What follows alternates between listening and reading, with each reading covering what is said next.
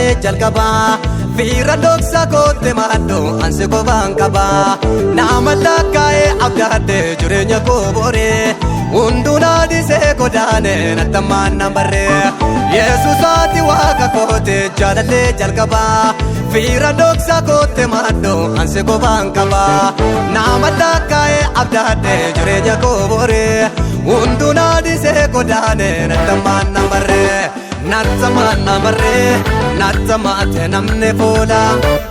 harka keena fayyaa maana keettane goree bula Natsamaan namarree natsamaate namne foola harka keena fayyaa maana keettane goree bula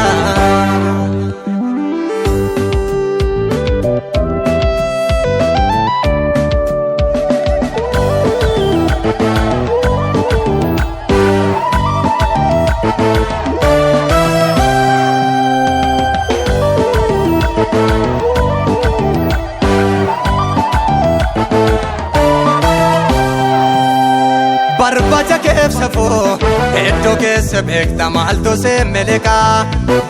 isa yeroon gatee namni beera darbeefsitu karra saaka olagaan danqamee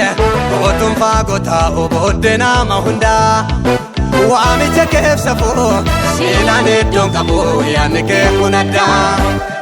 Atanaaf eegicha koo jabaa Atanaaf kanna jalaan jegne Atanaaf oona koon seente Atanaaf haala koon tuffanne Atanaaf eegicha koo jabaa Atanaaf kanna jalaan jegne Atanaaf oona koon seente Atanaaf haala koon tuffanne Abbaa jabaa gooftaa jaalala barramatu yoon akka bidda mala Abbaa jabaa gooftaa jaalala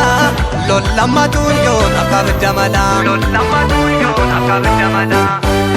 Lollamatu yoon akka bidda mala Lollamatu yoon akka bidda mala Lollamatu yoon akka bidda mala Lollamatu yoon akka bidda mala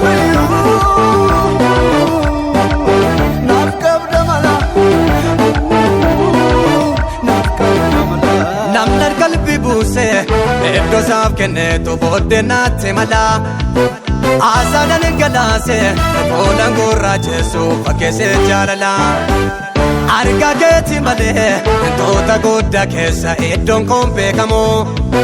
Baay'een guuba nyaatos ati murteessinaan sirri keen beekamu Atanaaf eegicha koo jabaa Atanaaf kanna jalaan jegne Atanaaf oona koon seente Atanaaf haala koon tuffanne Atanaaf eegicha koo jabaa Atanaaf kanna jalaan jegne Atanaaf oona koon seente Atanaaf haala koon tuffanne Abbaa jabaa gooftaa jaalala barramatu yoon akka bidda mala Abbaa jabaa gooftaa jaalala Lollamatu yoon akka bidda mala Lollamatu yoon akka bidda mala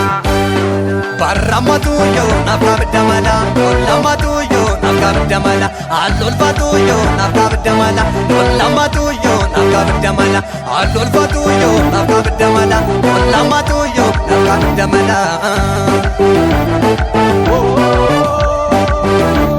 Barramatu yoon akka bidda mala Lollamatu yoon akka bidda mala Allolfatu yoon akka bidda mala Lollamatu yoon akka bidda mala Allolfatu yoon akka bidda mala Lollamatu yoon akka bidda mala